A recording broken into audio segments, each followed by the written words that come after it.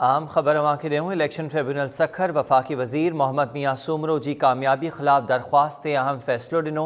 Tribunal एजाज़ जखरानी जी दरख्वास्त ते टिनि में वोटनि जी ॿीहर ॻणप कराइण जो हुकुम ॾेई छॾियो आहे।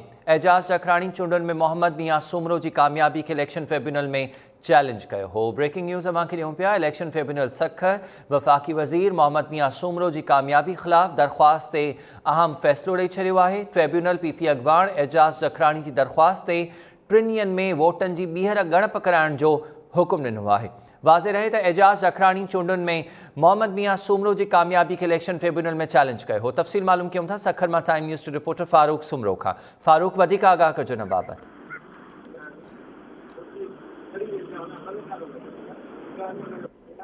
जी बिल्कुल जी, इलेक्शन ट्रिब्यूनल पारां वफ़ाक़ी वज़ीर मोहम्मद मियां सूमरो ख़िलाफ़ दाख़िल दरख़्वास्त जी ॿुधणी कई आहे। इन में इलेक्शन ट्रिब्यूनल हुकुम ॾिनो आहे त 3 ॾींहंनि अंदरि ॼाणायल जेकोमाबाद जे क़ौमी तख़्त ते ॿीहर ॻणप कई वञे। इलेक्शन ट्रिब्यूनल पारां इलेक्शन कमीशन खे अहिड़ियूं हिदायतूं ॾिनियूं वयूं आहिनि त मोहम्मद मियां सूमरो जे जेकोमाबाद वारे क़ौमी तख़्त ते जेका वोटनि जी ॻणप आहे उहा 3 ॾींहंनि अंदरि ॿीहर कई वञे। या इन हवाले सां तव्हांखे ॿुधाईंदा हलूं, इलेक्शन ट्रिब्यूनल सखर पारां जून 2019 में बि अहिड़ो हुकुम ॾिनो वियो, जिते अॼु अमल दरामद लाइ इलेक्शन ट्रिब्यूनल पारां हुकुम ॾिनो वियो आहे। इन हवाले सां तव्हांखे ॿुधाईंदा हलूं त पीपी अॻवान इन ॼाणायल तख़्त ते मोहम्मद मियां सूमरो साम्हूं इलेक्शन में विढ़ंदड़ एजाज़ जखरानी पारां अहिड़ी इलेक्शन ट्रिब्यूनल में दरख्वास्त दाख़िल कराई वई, जंहिंजी मुसलसिल ॿुधणी हलंदी रही। अॼु अदालत पारां ॼाणायल तख़्त ते 3 ॾींहंनि अंदरि जेको वोटनि जी ॻणप आहे